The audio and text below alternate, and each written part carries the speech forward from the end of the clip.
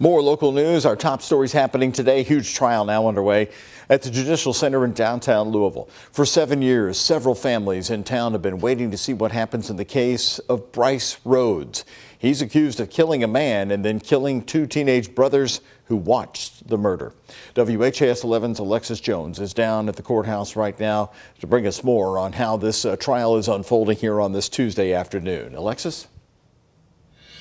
Well, Doug, the trial is all wrapped up for today, but before leaving, the jury heard from both sides. That means the defense and the prosecution. Callous and casual was the first murder. The two that followed were calculating and cruel. In May of 2016, Brice Rhodes snuffed out the life of Christopher Jones, Larry Ordway, and Maurice Gordon. Prosecutors say that month, Rhodes, Ordway, Gordon, and a few others decided to kill a man they hadn't hit out for. The group got in Rhodes' car and drove around until they saw a person walking who appeared to be the same man.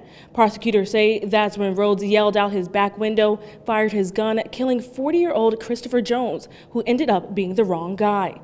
The jury watched the moment police found Jones' body in the street.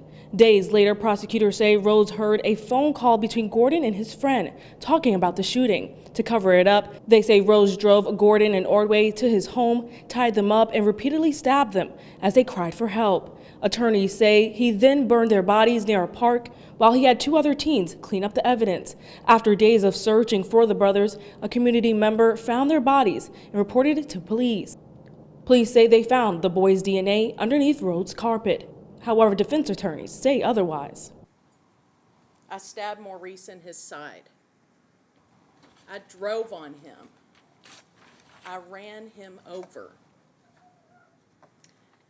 Ladies and gentlemen, these are quotes from someone involved in this case, but these are not quotes from Brice Rhodes. These statements were made by Ann Carter.